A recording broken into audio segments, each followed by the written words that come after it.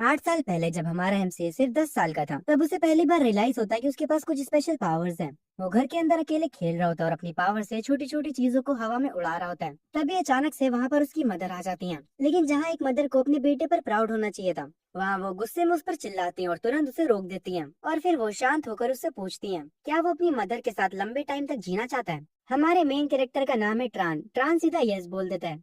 उसके बाद उसकी मदर उससे एक प्रॉमिस करवाती है कि आज के बाद वो कभी भी अपनी पावर्स का यूज नहीं करेगा और कभी किसी के सामने तो बिल्कुल भी नहीं। प्राण कंफ्यूज हो जाता है और पूछता है कि ऐसा क्यों।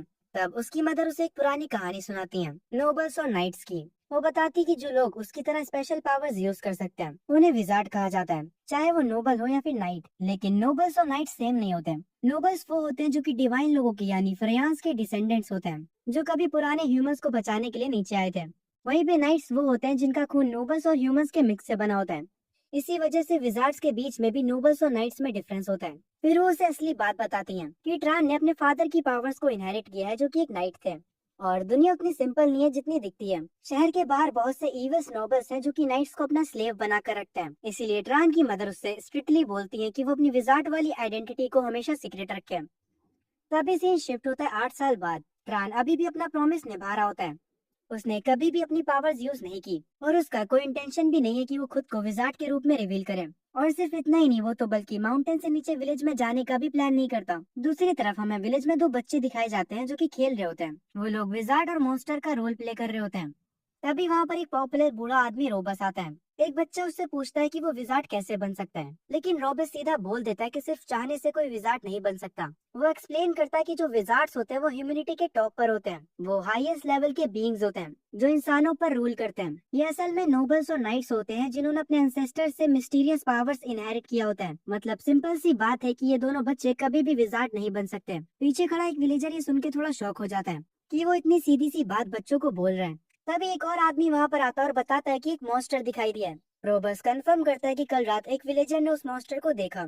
वो पूरा पिच ब्लैक शैडो से ढका हुआ था और साइज में एक घर जितना बड़ा लेपर्ड जैसा लग रहा था। ये सुनते ही सब लोग टेंशन में आ जाते हैं, लेकिन रॉबर्ट्स उन सबको शांत कराता और उन्हें बताता है कि जो विलेज का चीफ है वो ऑलरेडी सिटी गया हुआ है एक विजार्ड को बुलाने के लिए, और वो जरूर से किसी विजार्ड को ले आएगा जो कि उस मॉन्स्टर को खत्म करेगा। सब लोग थोड़ा रिलैक्स हो जाते हैं और बच्चों को वार्न किया जाता है कि अभी के लिए वो लोग फॉरेस्ट के पास ना जाएं, क्योंकि सिंपल लोगों के लिए मॉन्स्टर को मारना ऑलमोस्ट इम्पॉसिबल होता है। इसीलिए विजार्ड की जरूरत पड़ती है। तभी एक विलेजर पूछता है कि क्या सबको इस बात का पता है, और फिर वो बंदा स्पेसिफिकली पूछता है कि हिल पर रहने वाले शेफर्ड यानी ट्रान को पता है इस बात के बारे में। तभी सीन शिफ्ट होता है हिल पर। ट्रान आराम से लेटा हुआ होता है और अपनी शीप को पिलो बनाकर स्काई को देख रहा होता है। वो बोर हो चुका है क्योंकि हर दिन सेम चीजें रिपीट होती हैं। वो सोचता है कि अगर ऐसा ही चलता रहा तो वो शायद से बात करना भी भूल जाएगा। तभी रोबस वहाँ पर आ जाता है और ट्रान को बातें सुनाने लगता है कि अभी सोने का टाइम नहीं हुआ है जो वो लेटा हुआ है, जबकि अभी तो सनसेट भी नहीं हुआ है। प्राण उसे इग्नोर कर देता और सीधा बोलता है कि साइड हट जाओ, तुम मेरी सनलाइट को ब्लॉक कर रहे हो। रोबस उसकी बदतमीजी देखकर शॉक हो जाता है और पूछता है क्या वो अभी तक पुरानी बातों को लेकर गुस्सा है। फिर हमें पता चलता है कि जब प्राण की माँ मर गई थी तब रोबस चुपके से उसकी शीप को शेयर्ड प्रॉपर्टी बनाने वाला था। प्राण बिना कुछ छुपाए बोल देता है कि हाँ वो अभी तक उस बात को भूला नहीं है। वो इतना भी अच्छा नहीं है कि अपनी माँ की चीजों को सबके साथ बांट दे। साथ ही वो ये भी क्लियर कर देता है कि उनका रिलेशन इतना भी क्लोज नहीं है कि वो उसकी पर्सनल लाइफ में झांके। ट्रांस उस रोबस से कहता है कि जो बोलना है बोलो और यहाँ से निकल जाओ।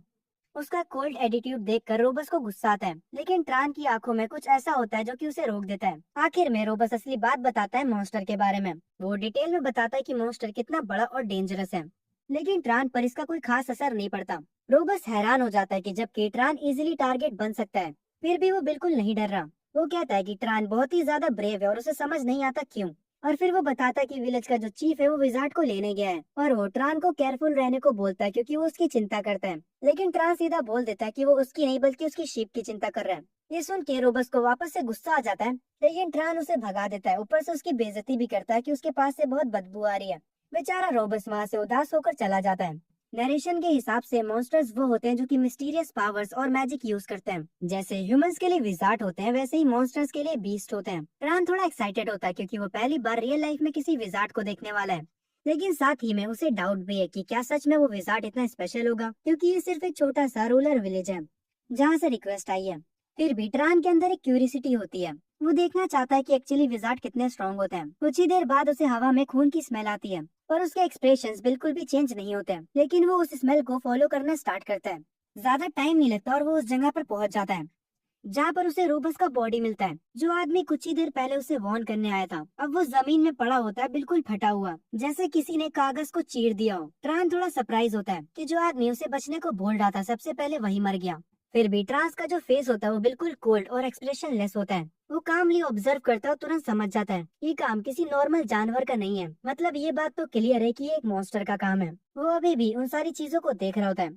तभी फॉरेस्ट के अंदर से वही मॉन्स्टर बाहर आता है। वो बिल्कुल वैसे ही दिख रहा होता है जैसा बताया गया था। उसके आसपास डार्क ऑरा घूम रहा होता है। उसका साइज एक घर जितना बड़ा होता है और उसका चेहरा इतना खतरनाक होता है कि कोई देखते ही डर जाए। इस दुनिया में मॉन्स्टर्स को इतना पावरफुल माना जाता है कि नॉर्मल ह्यूमंस उनके सामने टिक भी नहीं सकते। विलेज की साइड पर लोग ऑलरेडी डर के मारे टेंशन में हैं। एक लड़का तो सीधा मान लेता है कि अब उनका विलेज खत्म हो गया, लेकिन उसके फादर उसे यकीन दिलाते हैं कि विजार्ड आएगा और मॉन्स्टर को इजीली संभाल लेगा। वो कहता है कि विजार्ड बस एक वर्ड बोलकर मॉन्स्टर को खत्म कर सकता है। तभी से शिफ्ट होता है वापस ट्रान की तरफ। वो मॉन्स्टर के सामने खड़ा है और उसकी आंखों में जरा सा भी डर नहीं है। वो शांत होकर एक शब्द बोलता है, मर जाओ। और उसके ये बोलने से अचानक से एक बड़ी इनविजिबल फोर्स मॉन्स्टर को हिट करती है और वो पीछे की तरफ उड़ जाता है, लेकिन वो अभी भी जिंदा होता है। ट्रान थोड़ा रुक जाता है क्योंकि उसका पहला अटैक काम नहीं करता। वो सोच ही रहा होता है कि अब इसके बाद क्या करें। तभी वो मॉन्स्टर सीधा ट्रान की तरफ जंप करता है। ट्रान तुरंत दूसरा कमांड देता है और कहता है वहीं पर रुक जाओ, लेकिन मॉन्स्टर बस थोड़ा सा मिस करता है, वो रुकता नहीं है। अब ट्रान को समझ आ जाता है कि उसके दोनों कमांड वर्ड्स का मॉन्स्टर पर कोई खास इफेक्ट नहीं हुआ और तब तक मॉन्स्टर गुस्से में वापस उस पर अटैक करने के लिए मुड़ चुका होता है। ट्रान पीछे जंप करके अटैक को डॉज करता है और अब वो सीरियस हो जाता है। वो अपना स्लिंग निकालता है और एक पत्थर उसमें रखता है और अपने मैजिक से उसे हार्ड बना देता है और फिर वो उसे मॉन्स्टर की तरफ शूट करता है। जैसे ही वो पत्थर हवा में आगे बढ़ता है ट्रान एक और कमांड देता है उसे और फास्ट करने के लिए। फिर जैसे ही वो पत्थर मॉन्स्टर के पास पहुंचने वाला होता है ट्रान बोलता है उसे बीच से फाड़ दो। तभी अचानक से उस पत्थर के पीछे एक मैसिव फोर्स जनरेट होती है शॉक वेव्स के साथ और वो सीधा मॉन्स्टर के बॉडी के आर पार निकल जाता है। फिर भी वो मॉन्स्टर नहीं मरता। वो सीधा ट्रान की तरफ दौड़ता है, लेकिन उसे पता नहीं होता कि ट्रान का अटैक अभी खत्म नहीं हुआ। वो पत्थर ऑलरेडी बूमरैंग की तरफ वापस आ रहा होता है, सीधा उस मॉन्स्टर के हेड की तरफ। और इस बार इंसेन स्पीड और फोर्स के साथ वो पीछे से आकर मॉन्स्टर के हेड को कट करता हुआ निकल जाता है। मॉन्स्टर जमीन पर गिरता है और इस बार वो सच में मर जाता है। पूरी फाइट के दौरान ट्रान का जो एक्सप्रेशन होता है वो बिल्कुल भी चेंज नहीं होता, जैसे ये सब उसके लिए नॉर्मल हो।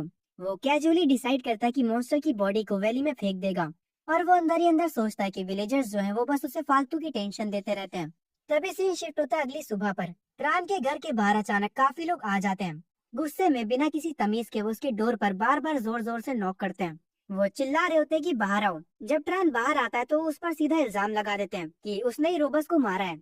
एक आदमी उसका कॉलर पकड़ लेता है और उसे शेमलेस बोलता है और ये इल्जाम लगाता है कि ट्रान ने रोबस को चोट पहुंचाकर उसे बाहर छोड़ दिया ताकि वो मॉन्स्टर उसे खा जाए। ट्रान इनकी बातों का जवाब बिल्कुल शांत होकर देता है कि वो समझ सकता है कि क्यों वो लोग उसे फंसाना चाहते हैं, क्योंकि विलेज का सबसे बूढ़ा आदमी अकेला मर गया जबकि यंग लोग डर के मारे कुछ नहीं कर पाए। इसीलिए अब वो ब्लेम अपने ऊपर से हटाकर उस पर डाल रहे हैं क्योंकि वो सबसे इजी टारगेट है। ये सुनते ही एक आदमी गुस्से में उसके मुंह पर पंच मारने की कोशिश करता है, लेकिन ट्रान उसे इजीली डॉज कर देता है और तुरंत काउंटर करता है हेडबट से, जिससे उस आदमी की नाक से खून बहने लगता है। अंदर ही अंदर ट्रान खुश होता है क्योंकि उसके पास मैजिक है जो सब कुछ इजी बना देता है। वो जो चाहता है वो बस एक कमांड के साथ हो जाता है, माना की वजह से। तभी एक और आदमी स्टिक लेकर उस पर अटैक करता है, लेकिन ट्रान हल्की सी आवाज में बोलता है गिर जाओ और वो आदमी तुरंत गिर जाता है। ट्रान बाकी सबके साथ भी ऐसे ही खेलता है, उसे सीरियस होने की जरूरत ही नहीं पड़ती। उसका प्लान सिंपल है, उन्हें इतना मारना कि वो मरे नहीं, बस सब कुछ समझ जाए। वो एक आदमी से स्टिक छीन लेता है और उसी पर्सन के फेस पर मारता है और उसको शील्ड की तरह यूज करके बाकी लोगों के अटैक्स भी उसी पर लगवाता है। एंड में ट्रान सबको इजीली हरा देता है और सबसे इम्पोर्टेंट बात, वो अभी भी अपनी विजार्ड आइडेंटिटी छुपा के रखता है। सबको पीटने के बाद वो उन्हें डांटता है कि जितनी एनर्जी उन लोगों ने उससे लड़ने में लगाई उतनी ही अगर रोबस का फ्यूनरल ऑर्गेनाइज करने में लगाते तो बेटर होता। फिर वो साथ में आई हुई औरतों से पूछता क्या वो भी लड़ने आई हैं, लेकिन वो औरतें तुरंत अपना हाथ उठा देती और बोलती हैं कि उनको कोई प्रॉब्लम नहीं है, वो बस ट्रान को ग्रीट करने आई होती हैं। ट्रान को कोई खास फर्क नहीं पड़ता, वो बस उन्हें बोलता है कि इन आदमियों को उठाकर नीचे ले जाओ। जब वो वापस घर के अंदर आता है तो उसे पता होता है ये मैटर यहीं खत्म नहीं होगा। आगे चलकर जब वो विलेज में ट्रेड करने के लिए जाएगा तो ये लोग उसे लूटने की कोशिश करेंगे, लेकिन ट्रान को इससे भी फर्क नहीं पड़ता क्योंकि वो उन्हें फिर से मार कर फिर डील निकाल लेगा, एक सही डील कर लेगा। उसे लगता है कि अब कोई भी उसे डिस्टर्ब करने नहीं आएगा क्योंकि वो सबको अच्छी तरीके से पीट चुका है। लेकिन जब वो ये सब सोच रहा होता है तभी डोर पर दोबारा से नॉक होता है। वो गुस्से में डोर खोलता है और पूछा है अब कौन है। लेकिन इस बार बाहर खड़ा आदमी विलेज का नहीं होता। ट्रान थोड़ा कंफ्यूज होता और पूछता है वो कौन है। वो आदमी कामली बोलता है कि वो बस ट्रैवल के दौरान एक छोटी सी हेल्प मांगना चाहता था, लेकिन लगता है वो गलत टाइम पर आ गया। ट्रान थोड़ा ऑकवर्ड हो जाता है और अपनी रूडनेस के लिए सॉरी बोलता है। वो उसे बताता है कि थोड़ी देर पहले कुछ अनवांटेड गेस्ट आए थे। अंदर ही अंदर ट्रान सोच रहा होता है कि उसने सही तरीके से बात की या नहीं, क्योंकि वो नॉर्मली विलेजर से बात ही नहीं करता, जबकि ट्रान की मदर ने उसे मैनर्स सिखाए थे। सिचुएशन को थोड़ा नॉर्मल बनाने के लिए ट्रान खुद से एफर्ट लगाता है और उस आदमी को बोलता है कि अगर वो आदमी रहने की तलाश में है तो वो अंदर आ सकता है। कुछ ही देर बाद ट्रान उसके लिए एक प्रॉपर खाना प्रिपेयर करता है। दोनों साथ बैठकर खाते हैं और बातचीत शुरू होती है। ट्रान उसे बताता है कि वो विलेजर्स से ज्यादा बात नहीं करता, क्योंकि वो बचपन से हील पर ही बड़ा हुआ है। बेसिकली उसने पूरी लाइफ अपनी एक शेफर्ड की तरह ही गुजारी है। वो ये भी बोलता है कि इतने छोटे विलेज में कोई टूरिस्ट आना थोड़ा अजीब लगता है। पर वो जो आदमी होता है वो ट्रान की तारीफ करता और कहता है कि इतने टाइम तक अकेले रहने के बाद भी ट्रान के मैनर्स काफी अच्छे हैं। ट्रान उसे बताता है कि ये सब उसने अपनी माँ से सीखा है, लेकिन वो अब इस दुनिया में नहीं है। बीमारी की वजह से उनकी मौत हो गई थी। ये सुनते ही वो आदमी एक रिलीजियस साइन बनाता है और कहता है कि उसकी माँ हेवन में होंगी, क्योंकि उसने एक अच्छे बेटे को पाला है। बातें थोड़ी नॉर्मल हो जाती हैं और ट्रान पूछता है कि वो आदमी इतनी दूर इस विलेज में क्या कर रहा है। तब वो आदमी ट्रान को बताता है कि वो एक कॉन्ट्रैक्ट पर है। किसी ने उससे रिक्वेस्ट किया है कि वो इस विलेज के मॉन्स्टर को हैंडल करे, और यही वो पर्सन अपनी असली आइडेंटिटी रिवील करता है। वो एक विजार्ड है। ये सुनते ही ट्रान शॉक हो जाता है और तुरंत समझ जाता है कि ये वही विजार्ड है जिसके बारे में सब बात कर रहे थे और जिसका सब इंतजार कर रहे थे। फिर विजार्ड ट्रान से कहता है कि उसे एक सवाल पूछना है और ट्रान उसे अलाउ कर देता है। विजार्ड कहता है कि उसे मॉन्स्टर की प्रेजेंस फील हो रही है, लेकिन वो उसे कहीं दिख नहीं रहा। और सबसे अजीब बात, ट्रान इतना काम है जैसे कुछ हुआ ही ना हो। वो ये भी पॉइंट आउट करता है कि ट्रान एक्चुअली मॉन्स्टर का परफेक्ट टारगेट है। फिर भी ट्रान के फेस पर डर का नामो निशान नहीं है। विजार्ड उसे ध्यान से देखते हुए कहता है कि एक सिंपल शेफर्ड के लिए वो काफी ब्रेव लग रहा है, जो कभी विलेज से बाहर भी नहीं गया। फिर वो सीधा सीरियस होकर पूछता है, तुम असल में हो कौन? और अगले मोमेंट वो डायरेक्ट बोल देता है, क्या तुम एक विजार्ड हो? ये सुनते ही ट्रान अलर्ट हो जाता है। वो तुरंत डैमेज कंट्रोल मोड में चला जाता है। उसे अपनी माँ की बात याद आती है। एक फ्लैशबैक में उसने अपनी माँ से पूछा था कि अगर किसी को पता चल गया कि वो विजार्ड है तो क्या होगा। उसकी माँ ने एक सिंपल एग्जाम्पल दिया था और कहा था, अगर नोबल शेफर्ड्स हैं तो नाइट्स उनके डॉग जैसे हैं। वो उन्हें प्यार भी कर सकते हैं और फैमिली की तरह ट्रीट भी कर सकते हैं, लेकिन जरूरत पड़ने पर बिना सोचे समझे सेक्रीफाइस भी कर सकते हैं। उसकी माँ ने क्लियर बोला था कि वो अपने बेटे के लिए ऐसी लाइफ नहीं चाहती। और सबसे इम्पोर्टेंट, कोई भी कभी भी ये नहीं जान सकता कि वो एक विजार्ड है, स्पेशली दूसरे विजार्ड्स। अगर उन्हें पता चल गया तो वो उसे उसकी माँ से दूर ले जाएंगे और उसे एक ऐसा टूल बना देंगे जिसे कभी भी यूज करके फेंक दिया जा सके। उसकी माँ ने ये तक कहा था कि जरूरत पड़ने पे उसे अपनी आइडेंटिटी बचाने के लिए लोगों को मारना भी पड़ सकता है। तभी सीन वापस से प्रेजेंट में आता है और अब ट्रांस सच में इस ऑप्शन को यूज करने के बारे में सोच रहा होता है, यानी विजार्ड को मारने के बारे में। विजार्ड उसके फेस पर वो कोल्ड एक्सप्रेशन देख लेता है और पूछता है कि वो जवाब क्यों नहीं दे रहा। ट्रान बस मूव करने ही वाला होता है कि विजार्ड अचानक से सिचुएशन को हल्का कर देता है। वो कहता है कि वो सिर्फ मजाक कर रहा था, लेकिन ट्रान का सीरियस रिएक्शन देखकर वो मजाक खराब हो गया। ये सुनते ही ट्रान थोड़ा काम हो जाता है और वो खुद भी थोड़ा शॉक होता है। वो सॉरी बोलता है कि उसका ह्यूमर थोड़ा वीक है, लेकिन विजार्ड कहता है कि सॉरी तो उसे बोलना चाहिए क्योंकि उसने ट्रान को अनकंफर्टेबल कर दिया।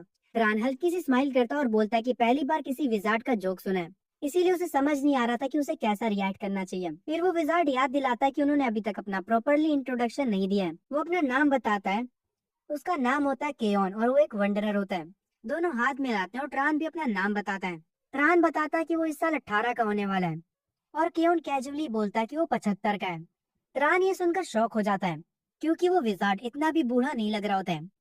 तब केओन एक्सप्लेन करता है कि विजार्ड्स की एज बहुत धीरे बढ़ती है और वो नॉर्मल लोगों से ज्यादा जीते हैं। ट्रान फिर पूछता है कि वो वंडरर कैसे बना। केओन बताता है कि उसने अरेबियन फैमिली के लिए 60 साल काम किया और फिर सब कुछ छोड़कर वर्ल्ड में घूमने निकल गया। बात करते करते दोनों डीप कन्वर्सेशन में चले जाते हैं और ट्रान खुद सरप्राइज होता है कि वो एक स्ट्रेंजर के साथ इतना कंफर्टेबल फील कर रहा है। तभी जब रात होने लगती है, केओन कहता है कि अब उसे निकलना चाहिए। वो टेबल पर एक अरेबियन सिल्वर कॉइन रखता है और कहता है कि एक प्योर सिल्वर है तो खाने का कॉस्ट कवर हो जाएगा इससे। ट्रान खुशी खुशी वो कॉइन ले लेता है और उसे हंट के लिए गुड लक बोलता है। टियोन मुस्कुराता और कहता है कि ऐसे बिहेव मत करो जैसे ये फाइनल गुड बाय हो। वो शायद दोबारा भी आ सकता है फ्री में खाना खाने। तभी से शिफ्ट होता है अगली सुबह। ट्रान फील्ड में अपनी शीप कलेक्ट करने जाता है और वो आज कुछ ज्यादा ही खुश लग रहा होता है। ये तो ऑब्वियसली सी बात है क्योंकि वो पहली बार किसी विजार्ड से मिला है और उनके बीच इतनी कंफर्टेबल कन्वर्सेशन भी हुई है।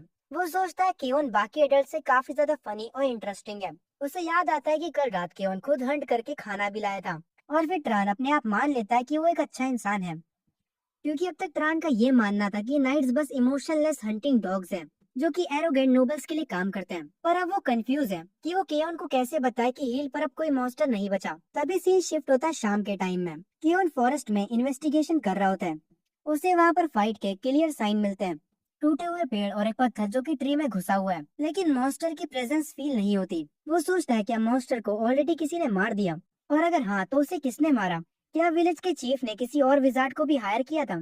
फिर वो डिसाइड करता है कि जो भी हुआ अच्छा हुआ, क्योंकि सबसे इम्पोर्टेंट बात यह है कि अब एरिया सेफ है। लेकिन तभी उसे एक अजीब सी स्मेल आती है। वो तुरंत पीछे मुड़ता और देखता है, वही लिपर्ड मॉन्स्टर उसकी तरफ आता हुआ नजर आ रहा है। लेकिन अब सिचुएशन और भी ज्यादा कॉम्प्लिकेटेड हो चुकी होती है, क्योंकि वो मॉन्स्टर अब एक रैत बन चुका होता है।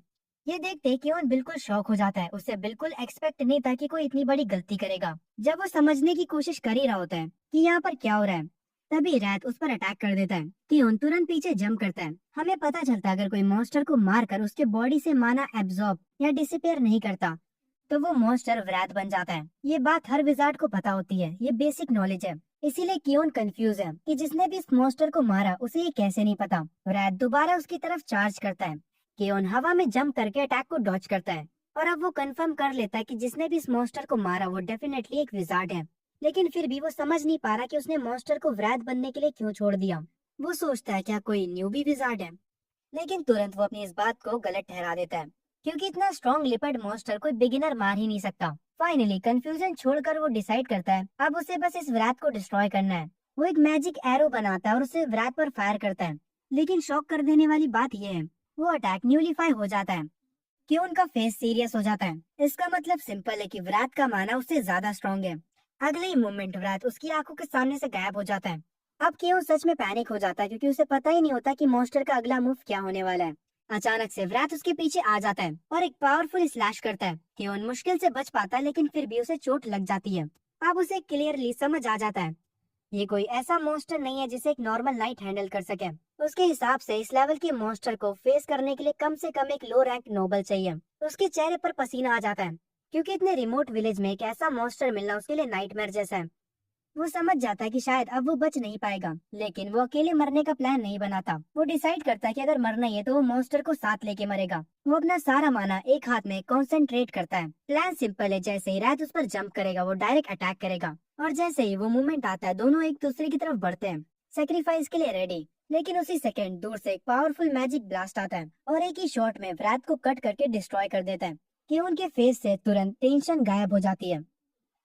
और तभी उसके पीछे से उसे एक जानी पहचानी आवाज सुनाई देती है, क्या तुम ठीक हो। वो तुरंत मुड़ता है और शॉक में जम जाता है, क्योंकि उसके सामने खड़ा होता है ट्रान। और अब सब कुछ क्लियर हो जाता है, ट्रान ही विजार्ड है। ट्रान कामली इस बात को एक्सेप्ट कर लेता है। क्यों पूछता है कि उसने पहले क्यों नहीं बताया। ट्रान चुप रहता है। तभी क्यों सवाल बदल देता है, तुमने मेरी हेल्प क्यों की, तुम तो बस छोड़कर जा सकते थे।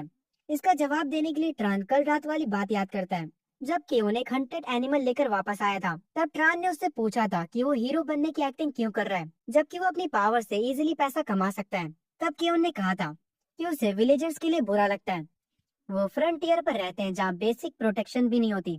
ट्रान ने बोला था कि ये उसकी रिस्पॉन्सिबिलिटी नहीं है, लेकिन केओन ने जवाब दिया कि वो एक विजार्ड है जिसके पास गॉड जैसी पावर है।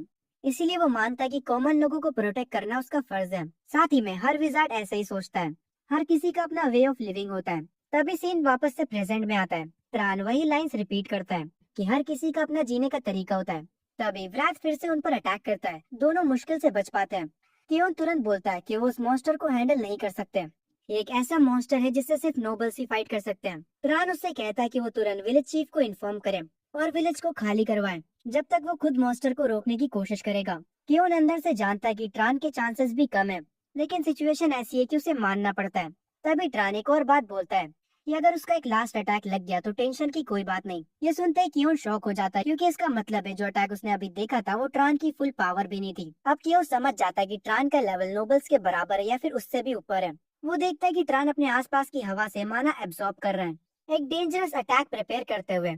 और इस मोमेंट पर कियोन रियलाइज करता है कि वो एक ऐसे विजार्ड के सामने खड़ा है जो कि दुनिया को हिला सकता है। दूसरी तरफ ट्रान भी सीरियस हो चुका है।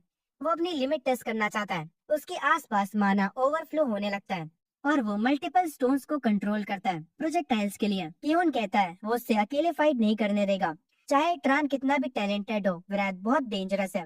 वो सोचता है कि दोनों मिलकर लड़ेंगे, लेकिन जैसे ही ट्रान अपना पहला अटैक लॉन्च करता है, केओन तुरंत ही अपनी सोच बदल लेता है। उसे समझ आ जाता है कि वो सिर्फ बीच में आएगा ट्रान के। इस वक्त वो बस एक चीज कर सकता है, ट्रान के टैलेंट को खिलने देना। ट्रान का अटैक एक मैसिव फोर्स क्रिएट करता है, लेकिन जब मिट्टी हटती है विराट अभी भी जिंदा होता है।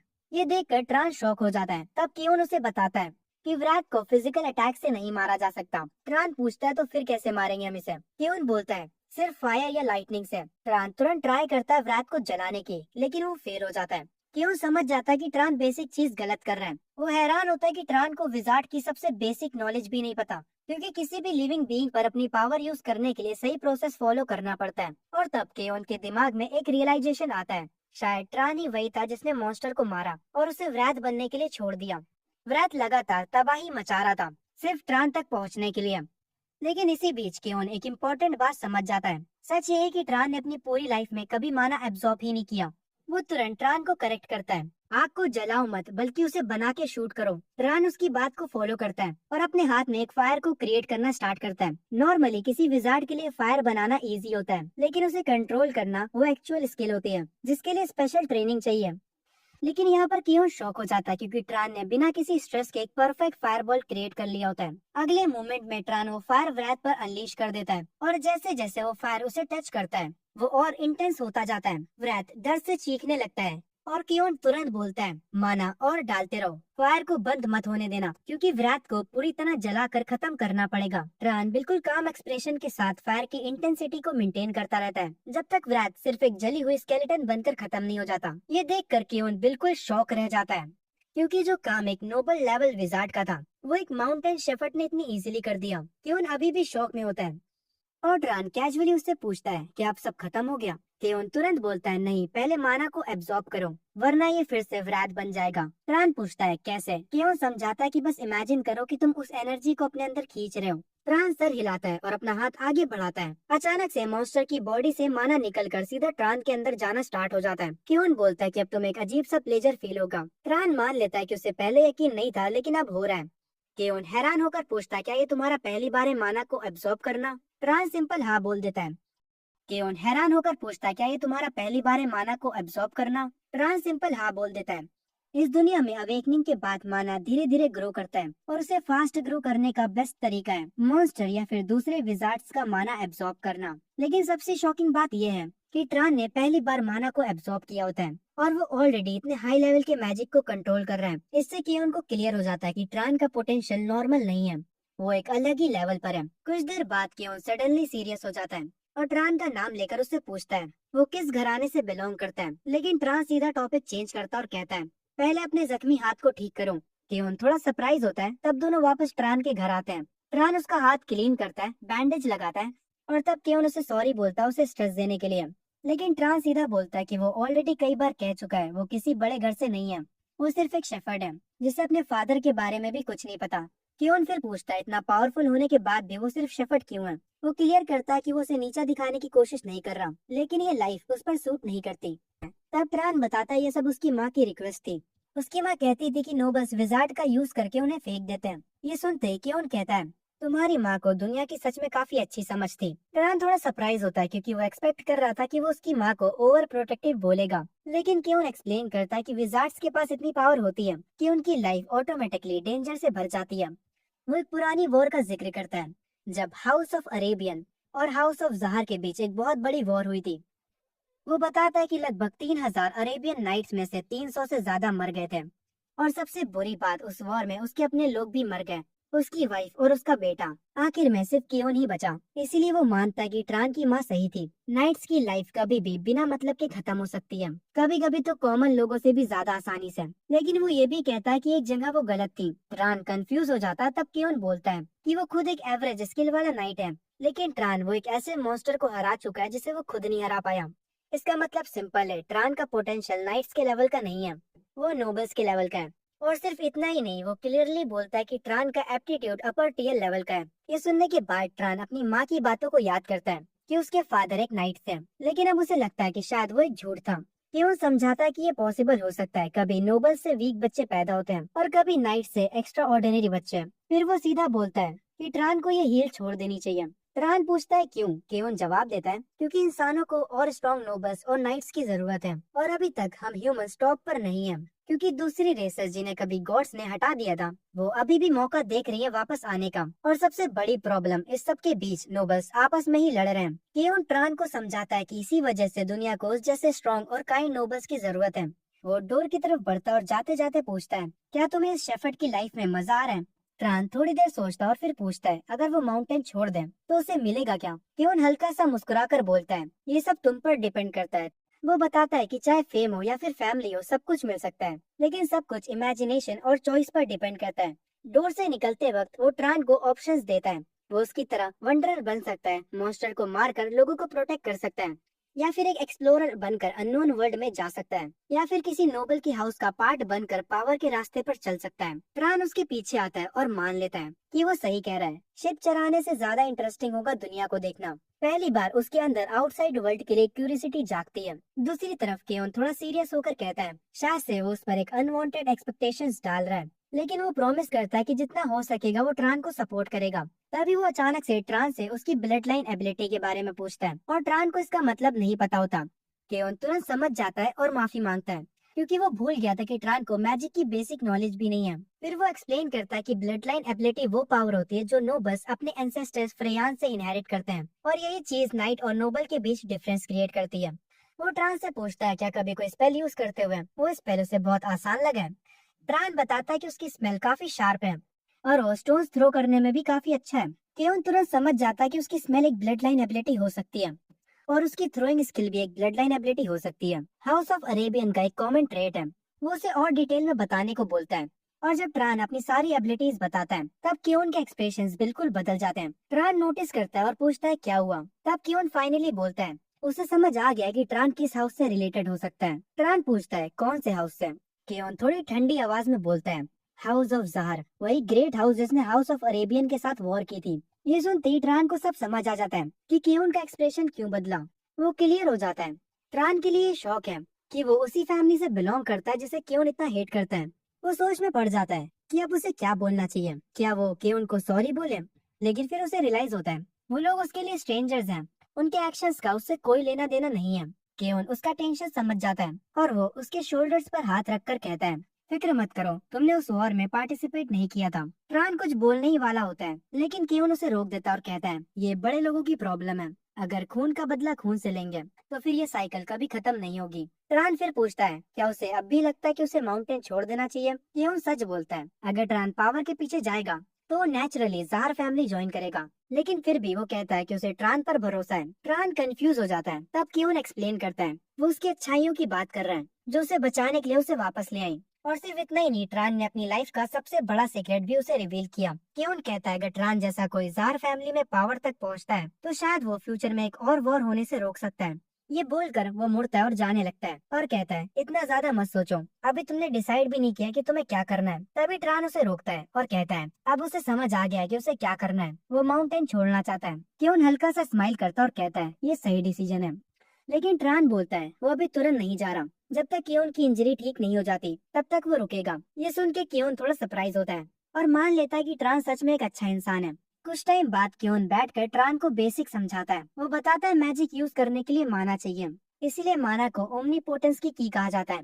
लेकिन वो क्लेरिफाई करता है कि ये एक्चुअली ओमनीपोटेंट पावर नहीं है, बस नाम ऐसा है। मैजिक का यूज करने के लिए माना का लेवल मैच होना चाहिए। ट्रान पूछता है ये कैसे डिसाइड होता है। तब केवन बताता है कि मैजिक की डिफिकल्टी 3 चीजों पर डिपेंड करती है, ब्लड लाइन, एफिनिटी और कैजुअलिटी। सबसे पहला ब्लड लाइन। ये डिपेंड करता है कि तुम किस ब्लड लाइन में पैदा हुए हो। एग्जाम्पल, ट्रान अपने वाउंड्स को इजिली हील नहीं कर सकता क्योंकि वो राइस्ता ब्लड लाइन से नहीं है जो कि नेचुरली हीलिंग में स्ट्रॉन्ग होती है। दूसरा एफिनिटी। ये बेसिकली फैमिलियरिटी है, मतलब जो चीज तुम नेचुरली या हैबिट से करते हो वो मैजिक में भी इजी होती है। जैसे ट्रान ने फायरबॉल को ऐसे क्रिएट किया जैसे वो पत्थर को थ्रो कर रहा हो। ट्रान भी इन बातों पर एग्री करता है। अगर वो फ्लेम्स को अलग तरीके से बनाता तो शायद वो उतना फास्ट या फिर पावरफुल नहीं होता। तीसरी चीज कैजुअलिटी। केवन बोलता है इसे वो खुद भी कम्प्लीटली नहीं समझता। वो ट्रान से पूछता है अगर तुम सिर्फ माना का यूज करके मुझे डायरेक्टली मारना चाहो तो क्या होगा। ट्रान बोलता है शायद से लाइट फ्लैश होगी और काम खत्म। क्यों कहता है एग्जैक्टली यही होता है जब कॉजिलिटी नहीं होती है। वो एक कप पर हाथ रखता है और उसके अंदर का लिक्विड बबल बनने लगता है। वो समझाता है जब डिजायर्ड रिजल्ट के लिए प्रॉपर कॉज नहीं होता तो ऐसे वियर्ड इफेक्ट्स होते हैं। ट्रान अब समझ जाता है अगर उसे किसी को मारना है तो सीधा विश नहीं करना, बल्कि एक प्रॉपर अटैक क्रिएट करना है, जैसे फायर बनाकर अटैक करना। और ये समझते ही वो सेम प्रोसेस फॉलो करता है और कप पर फायर क्रिएट कर देता है। ट्रान कामली एक्सप्लेन करता है कि किसी को डायरेक्टली माना से मारने के बजाय फायर बनाकर शूट करना ज्यादा प्रैक्टिकल है, क्योंकि वो ज्यादा नेचुरल लगता है। ये सुन के केओन काफी इम्प्रेस हो जाता है और बोलता है कि अगर वो मेज नहीं होता तो वो इजीली एक प्रोफेसर बन सकता था। फिर ट्रान एक और बात बताता है कि वो एनिमल्स को कंट्रोल कर सकता है और पूछता है मैजिक बीस्ट पर कॉजिलिटी क्यों अप्लाई होती है। क्यों समझाता है ये सब उनके माना की वजह से होता है। इसके बाद दोनों काफी देर तक मैजिक के बारे में एक बोरिंग सी डीप कन्वर्सेशन करते रहते हैं। एंड में क्यों बताता है कि ज़ाहर ब्लड लाइन की एक स्पेशल एबिलिटी होती है, स्टेल्थ और ट्रैकिंग। वो ट्रान को ट्राई करने के लिए बोलता है। ट्रान एग्री करता है और विश करता है कि वो विजिबल ना रहे, और शॉकिंगली वो इंस्टेंटली इनविजिबल हो जाता है। क्योन ये देखकर हैरान रह जाता है। जब ट्रान वापस से विजिबल होता है तो क्योन थोड़ा सीरियस हो जाता है और बोलता है काफी टाइम बाद उसने ये एबिलिटी देखी है और ये काफी डेंजरस है। वो बताता है कि वॉर के टाइम पर अरेबियन नाइट्स इस एबिलिटी से सबसे ज्यादा डरते थे, लेकिन वो ये भी क्लियर करता है कि ये इनविंसिबल एबिलिटी नहीं है, चाहे ये कितनी ही पावरफुल क्यों ना लगे। फिर केवन बोलता है वो ट्रान को और मैजिक ट्रेनिंग सिखाएगा। ट्रान उसे थोड़ा टीज करते हुए कहता है क्या दुश्मन फैमिली की एक मेज को इतना सब सिखाना ठीक रहेगा। केवन कामली जवाब देता है और कहता है तुमने मेरी जान बचाई और मुझे तुम पर ट्रस्ट है। तभी से शिफ्ट होता है। कुछ टाइम बाद ट्रान विलेज जाता है और अनाउंस करता है कि वो अपनी शीप बेचकर यहाँ से जा रहा है। उसने अपना सारा सामान भी पैक कर लिया होता है। ये सुनते ही विलेज हेड पैनिक हो जाता है और पूछता है बिना उनसे पूछे ऐसा डिसीजन कैसे ले लिया। ट्रांस सीधा जवाब देता है कि वो उनका काम नहीं है, वो बस इतना करे कि एक नया शेफर्ड ढूंढ ले, लेकिन एक कंडीशन रखता है, शीप एक अच्छे प्राइस पर खरीदनी होंगी और अगर नहीं तो वो सब शीप को फ्री छोड़ देगा और फिर देखते हैं कि कौन पकड़ पाता है। विलेज हेड फ्रस्ट्रेट होता है, लेकिन वो जानता है ट्रान अपनी बात से पीछे नहीं हटेगा, इसीलिए मजबूरी में वो शीप खरीद लेता है और उसे बोलता है कि जो करना है करो। इसके बाद ट्रान और केओन साथ निकल पड़ते हैं, लेकिन रास्ते में ट्रान को याद आता है कि विलेजर्स ने अभी भी केओन को पेमेंट नहीं दिया है। लेकिन केओन मना कर देता है। वो कहता है कि मॉन्स्टर को ट्रान ने मारा था, इसीलिए उसे पेमेंट लेने का कोई हक नहीं है। थोड़ी देर बाद वो दोनों एक फॉर्क रोड पर पहुंचते हैं। केओन कहता है यही उनका रास्ता अलग होता है। वो माफी मांगता है कि वो ट्रान के साथ ट्रैवल नहीं कर पाएगा क्योंकि वो अकेला रहना ज्यादा पसंद करता है। ट्रान कहता है कि कोई प्रॉब्लम नहीं है और उसका शुक्रिया अदा करता है। दोनों एक दूसरे को बाय बोलते हैं और ट्रान कहता है अगली बार मिलेंगे तो स्माइल के साथ मिलेंगे। जैसे ही क्यों दूर चला जाता है, ट्रान को रियलाइज होता है कि उसके अंदर हमेशा से एक फादर फिगर की कमी थी। फिर वो अपनी जर्नी को कंटिन्यू करता है। डेजर्ट क्रॉस करते वक्त उसे दूर कुछ अजीब लोग दिखते हैं। वो सोचता है कि ये शायद से मर्चेंट्स होंगे जो विलेज से विलेज ट्रैवल करते हैं। वो उनके पास जाता है डायरेक्शन पूछने के लिए। उन लोगों का जो ग्रुप था वो पहले समझता है कि वो उन्हें चैलेंज करने आया है, लेकिन ट्रान क्लैरिफाई करता है कि वो अकेले ट्रैवल कर रहा है और सबसे पास वाली सिटी का रास्ता पूछ रहा है। एक आई पैच वाला आदमी बोलता है कि जिस रोड से वो आए हैं उसे फॉलो करो और तुम मुराई सिटी तक पहुंच जाओगे। ट्रान थैंक्स बोलकर साइड होने लगता है, लेकिन तभी वो आदमी उसे रोकता है और कहता है फ्री में इन्फो नहीं मिलती, कुछ देना पड़ेगा। अगले ही मोमेंट पूरा ग्रुप ट्रान को घेर लेता है और वो भी वेपन्स के साथ। तब ट्रान को समझ आता है ये मर्चेंट्स नहीं बल्कि लुटेरे हैं। आई पैच वाला बंदा बोलता है ये वेस्ट लैंड है, यहाँ किसी के मरने से कोई फर्क नहीं पड़ता। वो बोलता है आराम से अपना सामान दे दो वरना मारना पड़ेगा और उन्हें एक्स्ट्रा मेहनत होगी। लेकिन ट्रान उन्हें शॉक कर देता है और बोलता है तुम लोग बुरे हो, लोगों को मारते हो, तो शायद मैं तुम्हें प्रैक्टिस के लिए यूज कर सकता हूँ। उसके फेस पर एक ठंडी सी खतरनाक स्माइल आ जाती है जो उन लुटेरों को अंदर से डरा देती है। फिर भी वो लुटेरे आगे बढ़ते हैं, सिर्फ ये सोचकर कि ट्रान सिर्फ बकवास कर रहे हैं। लेकिन बस एक हाथ के फ्लिक के साथ ट्रान हवा को कमांड देता है और सबको उड़ा देता है। ट्रान खुद भी थोड़ा सरप्राइज होता है कि इतनी स्ट्रॉन्ग वाइंड को उसने इतने कम मायने से बना दिया। लुटेरे जमीन पर गिर जाते हैं, वो समझ नहीं पा रहे होते कि क्या हुआ। ट्रान अपने वाटर पाउच में से पानी निकालता है और उसे एरोस की शेप देता है और सीधा एक लुटेरे की बॉडी के आर पार कर देता है। फिर भी उसे मजा नहीं आता क्योंकि उसे लगता है कि पत्थर थ्रो करना ज्यादा स्ट्रॉन्ग और फास्ट है। अब लुटेरों के लीडर को समझ आ जाता है कि वो लोग बुरी तरीके से फंस चुके हैं। वो तुरंत भीख मांगने लगते हैं, बोलते हैं कि चाहे जो ले लो बस हमें छोड़ दो। लेकिन जब वो ये बोल रहे होते हैं तभी एक लुटेरा चुपके से पीछे से अटैक करने आ रहा होता है।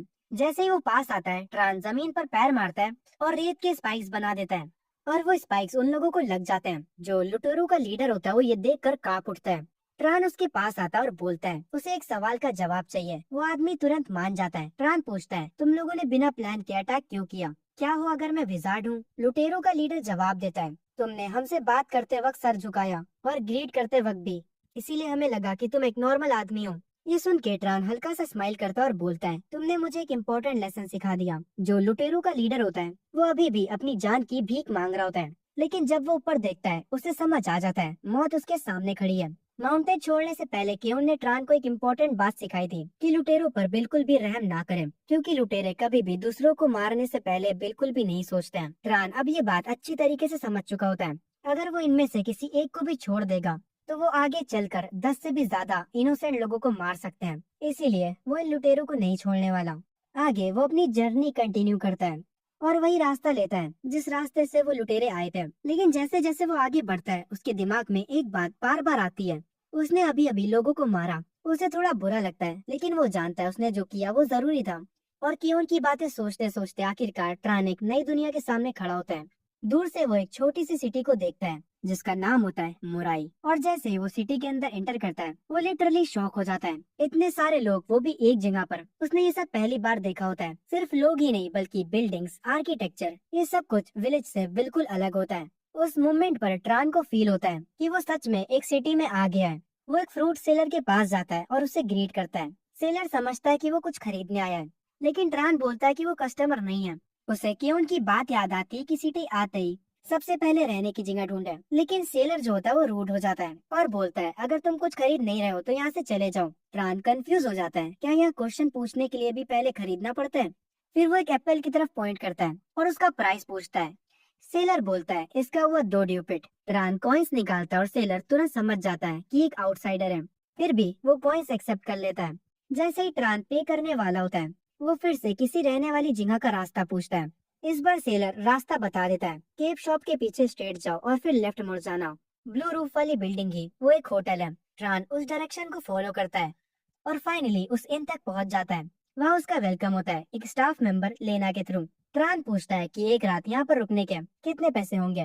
वो लड़की बोलती है 16 ड्यूपिट। ट्रान एग्री करता है लेकिन उसे एक और चीज पूछनी होती है। वो पूछता है क्या यहाँ आसपास कोई मॉन्स्टर बाउंटी है? लेना थोड़ी कंफ्यूज हो जाती है क्योंकि ये सवाल अजीब है, लेकिन ट्रान का रीजन सिंपल है। उसे मॉन्स्टर्स मारने और माना को अब्सॉर्ब करना है और उसे इस काम के पैसे भी मिलेंगे। जब लेना रिप्लाई नहीं करती तो ट्रान पूछता है क्यों। वो बोलती है दुनिया में कुछ भी फ्री में नहीं मिलता। उसके बाद ट्रान उसे कुछ पैसे दे देता है और वो बताती है सिटी हॉल जाओ, वहाँ पर मॉन्स्टर्स की बाउंटीज मिलेंगी। ट्रान को सिटी हॉल का मतलब भी नहीं पता होता, तो लेना एक्सप्लेन करती है ये वो जगह है जहाँ पर पब्लिक काम हैंडल होते हैं और जो लोग वहाँ पर काम करते हैं वो सिटी के लॉर्ड के अंडर होते हैं। लेकिन वो बताती है कि अभी लेट हो गया है इसीलिए कल चले जाना। और फिर वो पूछती है क्या तुम एक मॉन्स्टर हंटर हो? ट्रान को इस टर्म का मतलब भी नहीं पता होता। लेना बताती है लोग कहते हैं कि अगर कोई नॉर्मल इंसान मॉन्स्टर को मार दे तो वो विजार्ड बन सकता है।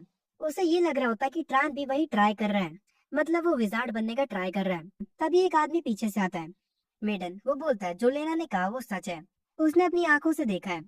लगता है लेना और मेडन एक दूसरे को जानते हैं। लेना शॉक होती है कि वो अभी तक जिंदा है। मेडन कहता है वो तब तक नहीं मरेगा जब तक वो विजार्ड नहीं बन जाता। ट्रान क्यूरियस हो जाता है और डिटेल्स पूछता है। मेडन बताता है जैसे विजार्ड्स मॉन्स्टर को मार के स्ट्रॉन्ग होते हैं वैसे एक नॉर्मल इंसान भी मॉन्स्टर को मार कर विजार्ड बन सकता है। वो बताता है कि वो और उसकी टीम मॉन्स्टर्स हंट कर रहे हैं विजार्ड बनने के लिए। ट्रान एक्साइटेड होकर पूछता है क्या उनमें से कोई विजार्ड बना? मेडन बोलता है नहीं, सिटी में सिर्फ लॉर्ड का ही विजार्ड है और उनके नीचे 3 और। फिर मेडन ट्रान को जज करता है और बोलता है कि तुम्हारा गियर बकवास है और तुम्हारे पास प्रॉपर वेपन भी नहीं है। ट्रान कामली अपना स्लिंग दिखाता है। मेडन उस स्लिंग को देखकर इम्प्रेस हो जाता है क्योंकि वो काफी यूज हुआ लगता है। ट्रान बोलता है ये फास्ट शूटिंग के लिए परफेक्ट है। मेडन सजेस्ट करता है इससे फॉक्स या रैबिट मॉन्स्टर्स हंट कर सकते हो। फिर वो ऑफर देता है उनकी टीम में एक शूटर की जगह है, क्या ट्रान ज्वाइन करेगा? ट्रान पोलाइटली मना कर देता है और थैंक्स बोलता है। तभी से ही शिफ्ट होता है रात को। ट्रान अपने रूम में होता है और पूरे दिन के बारे में सोच रहा होता है। सब कुछ कितना क्योटिक था। उसने कभी भी नहीं सोचा था कि वो विलेज को छोड़ देगा। वो कैजुअली मैजिक प्रैक्टिस कर रहा होता है। तभी उसे फील होता है कि कोई उसके आसपास है। वो तुरंत अलर्ट हो जाता है और डोर की तरफ देखकर पूछता है कौन है। उसे कियोन की बात याद आती है कि कभी भी अपना गार्ड डाउन मत करना, सिटी भी सेफ नहीं होती। वो अटैक के लिए रेडी होकर डोर खोलता है, लेकिन बाहर लेना खड़ी होती है। वो अजीब तरह के सवाल पूछ रही होती है, जैसे चेक कर रही हो वो सो रहा था या नहीं। फिर वो बोलती है वो उसे वार्न करने आई थी क्योंकि रूम ठंडा हो सकता है। ट्रान कंफ्यूज हो जाता है कि आखिर ये क्या बोल रही है। लेना अपने चेस्ट की तरफ इशारा करती है, क्लियर हिंट देते हुए कि वो क्या ऑफर कर रही है। वो बोलती है थोड़े पैसे में वो जो चाहे करेगी। ट्रान सीधा कहता है अगर उसे कुछ नहीं चाहिए तो। लेकिन लेना उसके शोल्डर्स पकड़ लेती है और बोलती है झूठ मत बोलो, तुम्हारा फेस देखकर सब पता चल जाता है। ये सुनते ही ट्रान का एक्सप्रेशन कोल्ड हो जाता है। उसे क्यों की वार्निंग याद आती है कि ऐसे लोगों से दूर रहो, ये लोग ज्यादातर बीमारियां लेकर घूमते हैं। विजार्ड होने की वजह से वो रेसिस्टेंट हो सकते हैं, लेकिन वो बीमारियां किसी और को दे सकते हैं। और सबसे इम्पोर्टेंट, अपनी डिजायर को कंट्रोल करो वरना रिग्रेट होगा। ट्रान सीधा लेना को मना कर देता है। लेना गुस्से में चली जाती है। अब ट्रान को समझ आता है सिटी लाइफ इतनी सिंपल नहीं है। पहले फ्रूट सेलर और अब लेना, सब कुछ पैसे और फायदे पर चलता है। वो वापस बेड पर जाता है और सोचता है यहाँ पर छोटी छोटी चीजों का भी प्राइस है। ये सिटी मुझे पत्थर दिल लग रही है। तभी सीन दूसरी साइड शिफ्ट होता है। मर्डन की टीम बात कर रही होती है। एक बंदा पूछता है तुमने ट्रान को रिक्रूट करना क्यों चाहा? वो इतना खास नहीं लगता। कोई बोलता है उसका एटीट्यूड भी थोड़ा एरोगेंट है, वो मॉन्स्टर की बेट बनने के काम आएगा। लेकिन मर्डन बोलता है ट्रान उसे अपने यंग डेज की याद दिलाता है। एक्चुअली उसके वेपन को लेकर काफी सीरियस था। वो चाहता है ट्रान उसके पास रहे ताकि वो जिंदा रह सके। उसकी टीम उसकी काइंडनेस देखकर शॉक हो जाती है और उन्हें पता भी नहीं है कि ट्रान अपने रूम से उनकी बातें सुन रहा होता है। ये सुन के ट्रान के फेस पर एक छोटी सी स्माइल आती है और वो रियलाइज करता है कि शायद सिटी इतनी भी पत्थर दिल नहीं है जितनी उसने सोचा था। अगली सुबह ट्रान सिटी हॉल पहुंचता है, लेकिन वहाँ उसे एक रोड ऑफिशियल मिलता है। ट्रान सीधा बोलता है कि वो मॉन्स्टर को हंट करना चाहता है, लेकिन ऑफिशियल का एक्सप्रेशन और उसका चुप रहना ट्रान को केवन की बात याद दिला देता है। दुनिया तुम्हारे साथ अच्छी नहीं होगी। और जब ट्रान ने पूछा था क्यों, केवन ने सिंपल जवाब दिया था क्योंकि दुनिया के पास कोई रीजन नहीं है तुम पर मेहरबान होने का। उसने ये भी बोला था कि अगर तुम चाहते हो कि लोग तुम्हें रिस्पेक्ट दें तो अपनी विजार्ड की आइडेंटिटी को रिवील करो, तब नॉर्मल लोग तुम्हारे आगे झुक जाएंगे। तभी ऑफिशियल एक बुक निकालता है और ट्रान को देखता है। ट्रान देखते ही समझ जाता है ये क्रो मॉन्स्टर का बाउंटी है। ऑफिशियल बोलता है अगर इसे मार सकते हो तो उसकी लाश वापस लेकर आना, और वार्न करता है अगर माना एब्जॉर्ब नहीं किया तो वो व्रात बन जाएगा। और सिटी के लॉ के हिसाब से ऐसी गलती की सजा डायरेक्ट मौत होती है। ट्रान ऑलरेडी ये सब जानता है। फिर वो पूछता है नाइट्स ये काम क्यों नहीं करते हैं? ऑफिशियल बोलता है नाइट्स के पास टाइम नहीं होता, उनका काम सिटी में ऑर्डर मेंटेन करना है और बाहर के मॉन्स्टर्स ट्रान जैसे लोगों के लिए हैं। ट्रान बिना आर्ग्यू किए वहाँ से निकल जाता है। ऑफिशियल अंदर ही अंदर सोचता है ये लड़का जिंदा वापस नहीं आएगा। लेकिन थोड़ी देर बाद ही ट्रान वापस आ जाता है और उसके हाथ में होता है एक डेड क्रो मॉन्स्टर जिसके चेस्ट में एक बड़ा सा होल होता है। ऑफिशियल शॉक हो जाते हैं, सिर्फ मॉन्स्टर मारना ही नहीं, वो इतनी जल्दी उसकी लाश भी ले आया। वो पूछते हैं क्या वो अकेला था? ट्रांस सिंपली हाँ बोलता है और उनसे सीधा बाउंटी मांगता है। एक ऑफिशियल तुरंत पैसा लाता है और उसे ट्रान को दे देता है और साथ में बोलता है जाकर रेस्ट कर लो। वो लोग कंफ्यूज हैं क्योंकि मॉन्स्टर को इतनी क्लीन तरह से मारा गया है जैसे कि इस काम को किसी एक्सपर्ट ने किया हो। तभी वही पहले वाला ऑफिशियल नोटिस करता है ट्रान अभी भी गया नहीं। वो पूछता है अब तुम्हें क्या चाहिए? ट्रान कामली पूछता है और कोई मॉन्स्टर है क्या हंट करने के लिए? सब लोग शॉक हो जाते हैं, उन्हें लगता है ये लड़का रुकने वाला नहीं है। तभी सीन शिफ्ट होता है 3 दिन बाद। ट्रान ऑलरेडी 30 मॉन्स्टर्स मार चुका होता है। जिस इन में वो रुका होता है वहाँ पर लेना उसे बेस्ट डिश सर्व करती है। वो कहती है लगता है तुमने काफी पैसे कमा लिए हैं। लेकिन ट्रान बोलता है पैसे कमाना उसका मेन गोल नहीं है, उसे चाहिए मॉन्स्टर का माना। और जितने मॉन्स्टर्स उसने मारे उतना वो स्ट्रॉन्ग होता गया। वो रियलाइज करता है कि उसका माना लेवल केवन से मिलने के टाइम से काफी ज्यादा बढ़ गया है। लेकिन वो ये भी समझ रहा है वीक मॉन्स्टर से ग्रोथ की कुछ लिमिट होती है। कुछ देर बाद वो खाना फिनिश करता है और उसे लगता है जैसे किसी ने उसके साथ खाया हो। लेकिन लोग बोलते हैं सब कुछ उसने अकेले ही फिनिश किया है। ट्रान शेफ की तारीफ करता है और शेफ बोलता है कि नेक्स्ट टाइम और बेटर बनाएगा। ट्रान अपने रूम की तरफ जाने लगता है। तभी मटन के ग्रुप का एक आदमी उसे पकड़ लेता है। वो बोलता है हमें पता है तुम बहुत पैसे कमा रहे हो, थोड़ा हमें भी दे दो। ट्रान कुछ आर्ग्यू नहीं करता, सीधा उस आदमी को थप्पड़ मार देता है। सब शॉक हो जाते हैं। दूसरा बंदा पंच मारने आता है। ट्रान इजीली उसे डॉज कर लेता है और उसके फेस पर एक हिट करता है। पहला बंदा स्टूल लेकर आता है, लेकिन ट्रान अटैक को ब्लॉक करके उसे एक फ्लिक से उड़ा देता है। तब लेना चिल्लाती है इनके अंदर फाइट मत करो। तभी सीन शिफ्ट होता है बाद में। मडन खुद ट्रान के रूम पर आता है और उससे झुककर माफी मांगता है। वो बोलता है उसने उन दोनों को डांट दिया है, ऐसा दोबारा नहीं होगा। वो बताता है उनकी टीम पैसे के लिए स्ट्रगल कर रही है, इसीलिए वो लोग जेलस हो गए थे। वो उन दोनों से माफी भी मंगवाता है और वो मान भी जाते हैं। ट्रान पूछता है क्या सिचुएशन इतनी बुरी है?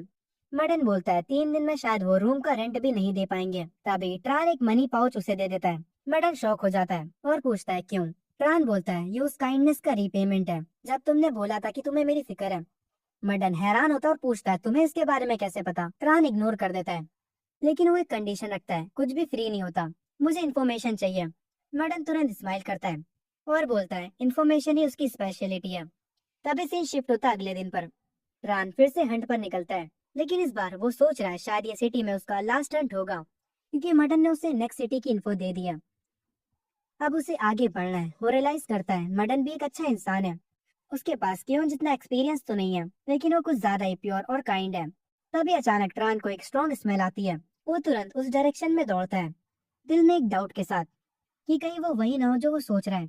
और जैसे ही वो वहां पहुंचता है, उसे मिलता है खून की स्मेल, और सामने वही आदमी पड़ा होता है जिसने उससे कल ही फाइट की थी, और अब वो पूरा खून से भरा हुआ है। जैसे ही ट्रान उस इंजर्ड आदमी के पास खड़ा होता है, तभी वो पीछे मुड़ता है और उसकी आंखों के सामने मर्डन की डेड बॉडी होती है, जो कि जमीन पर पड़ी होती है। ये देखकर उसके दिमाग में एक ही सवाल आता है, आखिर यहाँ पर हुआ क्या। तभी टीम का एक बंदा जो अभी भी जिंदा होता है मुश्किल से बोलता है, ये एक रैबिट मॉन्स्टर है।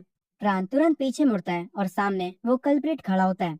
अचानक रैबिट मॉन्स्टर लाइटनिंग स्पीड से उस पर जंप करता है। प्राण लास्ट सेकंड पर डॉज कर लेता है, वरना वो उससे सीधा हिट हो जाता। प्राण तुरंत अपना स्लिंग निकालता है और एक पत्थर को शूट करता है, लेकिन शॉकिंगली रैबिट उस पत्थर को डॉज कर देता है। तब ट्रान को समझ आता है कि ये मॉन्स्टर लॉन्ग रेंज अटैक से डील करना ऑलरेडी सीख चुका है। रैबिट फिर से अटैक करता है। इस बार ट्रान तुरंत इनविजिबल हो जाता है। मॉन्स्टर कंफ्यूज हो जाता है और अगले ही मोमेंट ट्रान उसके पीछे अपीयर होता है और डैगर सीधा उसकी नेक में घुसा देता है। लेकिन मॉन्स्टर अभी भी जिंदा है और काउंटर अटैक करके ट्रान को पीछे फेंक देता है। फिर बिना रुके वो दोबारा अटैक के लिए आता है। ट्रान फिर से इनविजिबल हो जाता है। अब मॉन्स्टर इरिटेट हो चुका है, वो हर जगह अटैक करना स्टार्ट करता है। वो ट्रीज तक को काट देता है, सिर्फ ये गेस करके कि ट्रान कहाँ हो सकता है। फाइनली ब्लड लॉस की वजह से वो काफी जोर से चीखता है और फिर गिर के मर जाता है। फाइट खत्म हो जाती है। ट्रान कामली उसका माना एब्जॉर्ब करता है, लेकिन इस बार उसे कुछ अलग फील होता है। उसे रियलाइज होता है कि ये माना क्वांटिटी लिपिड मॉन्स्टर से भी ज्यादा है। तभी वही लास्ट सर्वाइविंग बंदा शॉक में बोलता है, तुम एक विजार्ड हो। ट्रान सिंपली हाँ बोल देता है। वो आदमी पूछता है, फिर तुमने अपनी आइडेंटिटी छुपा के क्यों रखी। लेकिन ट्रान उसकी बातों को इग्नोर कर देता है और सीधा कहता है, क्या तुम्हारी कोई फैमिली है जिसको तुम्हारी चीजें दे सकूं। वो आदमी दुखी होकर बोलता है, नहीं। ये सुन के ट्रान को कल रात की बात याद आती है, जब मर्डन ने उसे एक बड़ी सिटी ओरम के बारे में बताया था। वहाँ एक बहुत बड़ी लाइब्रेरी है, हजारों बुक्स के साथ, लेकिन एंट्री सिर्फ विजार्ड्स को मिलती है। उस टीम को दफनाने के बाद ट्रान डिसाइड करता है कि अब वो ओरम जाएगा। वो मर्डन को लास्ट फेयरवेल देता है और आगे बढ़ जाता है। तभी सीन शिफ्ट होता है जब वो ओरम पहुंचता है। तब उसे समझ आता है मुराई एक्चुअली कितना छोटा शहर था, क्योंकि ओरम उससे कई गुना ज्यादा बड़ा है। सिटी गेट पर बहुत सारे लोग एंट्री के लिए लाइन में खड़े होते हैं। ट्रान सोचता है शायद गार्ड्स क्रिमिनल्स चेक कर रहे हैं, लेकिन ये नॉर्मल है क्योंकि एक ग्रेट सिटी है। जैसे ही वो एंटर करने लगता है, गार्ड उसे रोक देता है और बोलता है, इतने गंदे कपड़ों में एंट्री अलाउड नहीं है, पहले जाओ और साफ होकर आओ। बाद में ट्रान सिटी में एंट्री ले लेता है और सीधा लाइब्रेरी की तरफ जाता है। लाइब्रेरी को देखकर वो बहुत ज्यादा हैरान रह जाता है। इतनी बड़ी बिल्डिंग, उसे लगता है ये मैजिक से ही बनी होगी। एंट्रेंस पर गार्ड्स उसे रोक देते हैं और बोलते हैं एंट्री सिर्फ विजार्ड्स के लिए है। ट्रान बोलता है कि वो एक विजार्ड है, लेकिन गार्ड्स इरिटेट हो जाते हैं। उन्हें लगता है कि वो झूठ बोल रहा है। तब एक गार्ड अपना हाथ उसकी तरफ बढ़ाता है और अचानक उसे एक अजीब सा प्रेशर फील होता है कि उनने पहले ही बताया था विजार्ड एक दूसरे का माना फील कर सकते हैं और उनकी स्ट्रेंथ को भी जज कर सकते हैं। अगले ही मोमेंट वो गार्ड प्रेशर से हिल जाता है और जमीन पर गिर पड़ता है। उसका दोस्त शॉक हो जाता है और पूछता है कि क्या हुआ। वो गार्ड बोलता है कुछ नहीं, लेकिन अंदर ही अंदर वो समझ चुका होता है ट्रान कोई नॉर्मल विजार्ड नहीं है, वो कम से कम नोबल के लेवल का है। वो तुरंत खड़ा होकर अपना इंट्रोडक्शन देता है। वो कहता है, मेरा नाम है कैनिया, मैं हाउस वेल्टस का नाइट हूँ।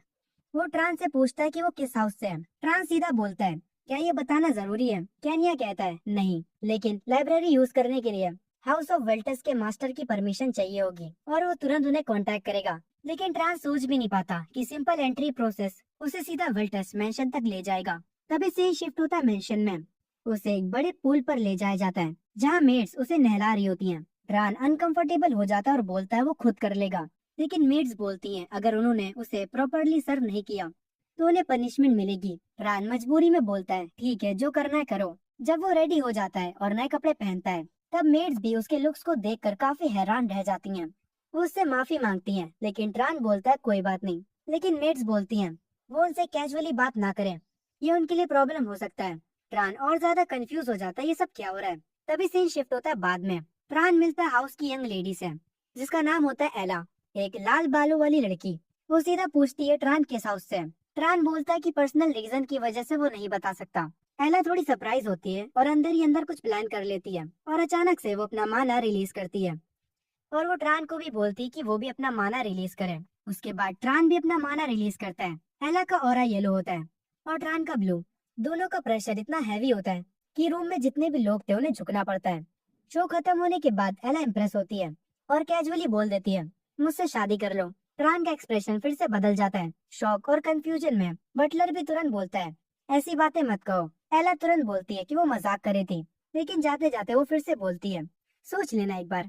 एला के जाने के बाद ट्रान अपना हाथ देखता है। उसकी फिंगर्स हल्की सी कांप रही होती हैं और तब उसे रियलाइज होता है कि एला का माना उसके बराबर का है। कुछ देर बाद ट्रान को पैट्रिच के ऑफिस में बुलाया जाता है जहाँ उसकी मुलाकात होती है हाउस ऑफ वल्टस के लीडर रग वल्टस से। इंट्रोडक्शन के बाद रग सीधा बोलता है उसे पता है कि ट्रान लाइब्रेरी यूज करना चाहता है, लेकिन वो एक बात क्लियर कर देता है लाइब्रेरी में कोई एशियंट सीक्रेट मैजिक नहीं है और ना ही कोई ऐसा मेथड जो कि उसके माना को इंस्टेंटली बढ़ा दे। लेकिन ट्रान कामली बोलता है उसे वैसा कुछ चाहिए भी नहीं। ये सुन के रग कहता है अगर तुम फिर भी उसे यूज करना चाहते हो तो मैं तुम्हें नहीं रोकूंगा। और वो कंफर्म करता है लाइब्रेरी में उनके हाउस का कोई कॉन्फिडेंशियल सीक्रेट नहीं है क्योंकि रात हो चुकी होती है। वो ट्रान को नेक्स्ट डे आने को बोलता है। ट्रान थैंक्स करता है और कहता है वो उसकी काइंडनेस नहीं भूलेगा। तभी सीन शिफ्ट होता है अगले दिन पर। गार्ड्स ट्रान को रिस्पेक्ट के साथ ग्रीट करते हैं। उसका पास वेरीफाई करने के बाद ट्रान लाइब्रेरी के अंदर एंटर करता है और एक बार फिर से शॉक हो जाता है इतनी बड़ी इतनी ग्रांड जगह। वो अभी भी एक्सप्लोर कर ही रहा होता है तभी एक छोटा सा लड़का उसके पास आता है अली लाइब्रेरियन। वो ट्रान का वेलकम करता है और रूल्स एक्सप्लेन करता है। ट्रान अंदर ही अंदर शॉक होता है इतना छोटा बच्चा लाइब्रेरियन है। अली बोलता है पहला रूल ये है कि कोई भी बुक डैमेज नहीं करनी है, नहीं तो उसके पैसे पे करने पड़ेंगे। दूसरा, कोई भी बुक बाहर नहीं ले जा सकते। और तीसरा, वो उसे ऑब्जर्व करेगा। ट्रान थोड़ा ऑकवर्ड फील करता है और बोलता है थोड़ा डिस्टेंस रखो। फिर ट्रान पूछता है क्या वो खुद भी बुक्स पढ़ता है, जिस पर अली बोलता है हाँ, और वो उसकी हेल्प भी कर सकता है। वो पूछता है तुम्हें रोमांस बुक चाहिए या फिर हिस्ट्री के ऊपर। ट्रान सीधा बोलता है उसे बेसिक वर्ल्ड की नॉलेज चाहिए। कुछ ही देर बाद अली उसके लिए बुक्स लाता है। पहले वो उसे कुछ पुरानी बुक्स देता है, फिर बोलता है ये शायद सूट नहीं करेगी, और फिर दूसरी बुक्स देता है। ट्रान उसका थैंक्स करता है और जैसे ही वो पढ़ना स्टार्ट करता है उसे ऐसा फील होता है जैसे वो हेवन में आ गया हो। उसे रीडिंग से प्यार हो जाता है। वो रोज यही रूटीन फॉलो करता है और धीरे धीरे उसे दुनिया का geography, different races, wizard attitude और चीजों का प्रोडक्शन प्रोसेस तक समझ आने लगता है। हर नई नॉलेज के साथ उसकी दुनिया जो पहले अननोन थी अब क्लियर और विविड बनने लगी है। तभी सीन शिफ्ट होता है कुछ देर बाद। रग उसे दोबारा ऑफिस में बुलाता और कहता है वो देख रहा है ट्रान लाइब्रेरी का अच्छा यूज कर रहा है और जो वो कर रहा है वो सिर्फ काइंडनेस नहीं बल्कि गुड विल भी है। अब वो चाहता है कि ट्रान उस गुड विल का रीपेमेंट करे। ट्रान सीधा बोलता है कि क्या चाहिए।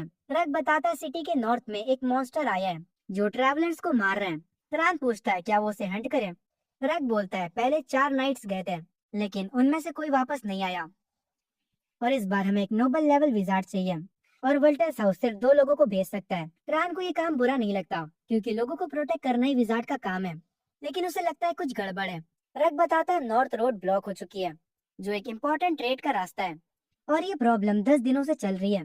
ये सुनते ही ट्रान समझ जाता है ये सब उसके आने से पहले ही स्टार्ट हो चुका था और इसी वजह से उसे इतनी इजीली लाइब्रेरी का एक्सेस मिल गया। तभी सीन शिफ्ट होता है। हंट के लिए एक ग्रुप रेडी होता है और एला भी टीम में होती है। वो कंप्लेन करती है कि उसके फादर ने ट्रान को क्यों इंक्लूड किया। ग्रुप में एक और मेंबर होता है जिसका नाम होता है मार्विन वेल्टस। फॉरेस्ट में जाते वक्त मार्विन कैजुअली पूछता है क्या ट्रान को एला पसंद है। ट्रान सीधा मना कर देता है। मार्विन ये सुनकर खुश होता है। कुछ देर बाद वो एक डिस्ट्रॉयड कैरेज को देखते हैं और ये एक मॉन्स्टर का काम होता है। सोल्जर इन्वेस्टिगेट करने लगते हैं लेकिन सबसे पहले ट्रान को क्लू मिल जाता है। वो बोलता है कि मॉन्स्टर एक मंकी है। एला पूछती है कि उसे कैसे पता। ट्रान दूर एक हैंड प्रिंट दिखाता है और बताता है मंकी ने अटैक किया था और फिर वो फॉरेस्ट में चला गया। अगर हम लोग इस रास्ते को फॉलो करेंगे तो वो हमें मिल जाएगा। एला बोलती है उसके पास ऐसी ट्रैकिंग मैजिक नहीं है, न ही मार्विन के पास। ट्रान बोलता है कि वो ट्राई करेगा। एला तब समझ जाती है कि ट्रान किस ब्लड लाइन से है। ट्रान एक क्लोथ उठाता है और माना सेंस करके डायरेक्शन बताता है। ग्रुप उस डायरेक्शन में बढ़ता है और एक स्ट्रीम तक पहुंचता है। वहाँ ट्रेल खत्म हो जाता है। ट्रान बोलता है मॉन्स्टर ने पानी में अपना ट्रेस वॉश कर दिया। एला शॉक हो जाती है, एक बीस्ट इतना स्मार्ट। ट्रान बोलता है शायद से उसने बस ये इंस्टिंक्ट से किया अपने। तभी ट्रान को फिर से स्मेल आती है और वो चिल्लाता है पीछे। जैसे ही वो बोलता है मॉन्स्टर पीछे से अटैक करता है। वो एक टेरिफाइंग मंकी होता है और ऊपर से वो पत्थर फेंक रहा होता है, वो भी बहुत ही खतरनाक स्पीड के साथ।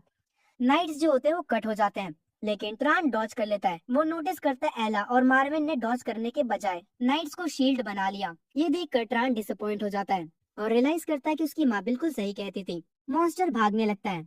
एला नाइट को चेस करने को बोलती है। जैसे ही वो दूर जाने लगता है, एक स्टोन लाइटनिंग स्पीड से उड़ता है और वो एला के पास से गुजरता है, नाइट्स के बीच से निकलता है और सीधा मॉन्स्टर की बॉडी को बीच से फाड़ देता है और उसे गिरा देता है। सब शौक में मुड़ते हैं और देखते हैं ट्रान खड़ा है अपने स्लिंग के साथ। मॉन्स्टर जैसे ही गिरता है, एला तुरंत अपनी फायरबॉल मैजिक का यूज करती है और उसे पावरफुल फ्लेम से जला देती है और वो फ्लेम्स इतनी पावरफुल होती है कि आसपास का एनवायरनमेंट तक हीट अप हो जाता है। दूसरी तरफ ट्रान इम्प्रेस होता है क्योंकि उसने फाइनली हाउस वोल्टस की ब्लड लाइन एबिलिटी देख ली, पायरोमैनिक पावर। जब एला उस मॉन्स्टर को पूरी तरह रोस्ट कर देती है, वो कैजुअली एडमिट करती है कि जब वो स्टोन उसकी तरफ आ रहा था तब उसे भी थोड़ा डर लगा था। एला और मार्विन आपस में मजाक कर रहे होते हैं, लेकिन पीछे घायल नाइट्स मदद के लिए चिल्ला रहे होते हैं। एला उन्हें डांट देती है और बोलती है, इतना चिल्लाना बंद करो। एक नाइट का तो हाथ ही उड़ चुका होता है और टीम उनका ट्रीटमेंट स्टार्ट करती है। ट्रांस साइड पर खड़ा होता है और थैंकफुल फील करता है कि कोई मरा नहीं, लेकिन उसे ये भी लगता है कि ये जो इंजरीज हुई है वो अवॉइड हो सकती थी। उसे साफ साफ दिख रहा होता है एला और मार्विन नाइट से ज्यादा स्ट्रॉन्ग है, फिर भी उन्होंने वीक लोगों को शील्ड बना लिया। मार्विन उसका एक्सप्रेशन नोटिस करता है और पूछता है कि क्या हुआ। ट्रान बोल देता है कुछ नहीं। तब एला ट्रान को बोलती है वो उनके साथ माना एब्जॉर्ब कर सकता है। ट्रान एग्री करता है और तीनों मिलकर मॉन्स्टर का माना एब्जॉर्ब करते हैं। ट्रान ने पहले ही बुक में पढ़ा था कि अगर मल्टीपल लोग एक साथ माना एब्जॉर्ब करें तो पावर कम होती है। कुछ देर बाद एला और मार्विन रुक जाते हैं क्योंकि वो अपनी लिमिट तक पहुंच गए होते हैं, लेकिन ट्रान अभी भी एब्जॉर्ब कर रहा होता है। ये देखकर एला समझ जाती है कि उसके फादर ने ट्रान को क्यों इंक्लूड किया। उसका माना कैपेसिटी और कंट्रोल उसके बराबर का या उससे भी ऊपर है। और सबसे शॉकिंग बात, ट्रान अभी भी अपनी ग्रोथ लिमिट तक नहीं पहुंचा। तभी से ही शिफ्ट होता है बाद में। सब लोग कैसल में वापस आते हैं। मार्विन ट्रान की तारीफ करता है और बोलता है कि उसकी वजह से वो लोग मॉन्स्टर को मार पाए, लेकिन ट्रान हम्बल रहता है और बोलता है ये कुछ भी खास नहीं था। वो रिग्रेट करता है कि उसने मॉन्स्टर को पहले नोटिस नहीं किया, जिससे मॉन्स्टर को पहले अटैक करने का चांस मिल गया। और वो ये भी बोलता है कि उसे नहीं लगा था कि मॉन्स्टर के पास सर्च एबिलिटी भी होगी। ये सुन के सब शॉक हो जाते हैं। तब ट्रान एक्सप्लेन करता है कि मॉन्स्टर की एबिलिटीज उनके फिजिकल ट्रेट पर डिपेंड करती है। वो बताता है कि मंकी के बड़े हाथ और बड़ी आंखें थी, तो उसने थ्रोइंग और long distance vision ability develop की। मार्विन उसकी नॉलेज देखकर इम्प्रेस हो जाता है। ट्रान बताता है कि उसने ये सब लाइब्रेरी की मॉन्स्टर इंसाइक्लोपीडिया से पढ़ा। मार्विन हैरान होता है क्योंकि लोग लाइब्रेरी जाना पसंद ही नहीं करते। एला बोलती है वो एक बार गई थी, लेकिन वो बुक्स काफी ज्यादा डिफिकल्ट थी कि वो आधा भी नहीं पढ़ पाई। ट्रान कैजुअली बोलता है नेक्स्ट टाइम लाइब्रेरियन से इजी बुक पूछ लेना। एला कंफ्यूज हो जाती है और कहती है लाइब्रेरियन, उसे किसी लाइब्रेरियन के बारे में पता ही नहीं था। तभी से ये शिफ्ट होता है। ट्रान वापस लाइब्रेरी आता है और लाइब्रेरियन उसे एक्साइटमेंट के साथ वेलकम करता है। ट्रान उसे देखकर रियलाइज करता है कि शायद कुछ अजीब है, वो टिपिकल लाइब्रेरियन जैसा नहीं लगता। अचानक ट्रान पूछता है कि तुम्हें मेरा नाम कैसे पता। लाइब्रेरियन थोड़ा शॉक हो जाता है और फिर वो बोलता है उसने परमिट से देखा था, और ये भी रिवील करता है कि जब तक कोई लाइब्रेरी के अंदर है वो सब कुछ देख सकता है। ट्रान पूछता है उसे कैसे बुलाए। वो बोलता है उसका कोई काम नहीं, जो चाहे बुला लो। ट्रान पूछता है वो उसे कैसे बुलाए।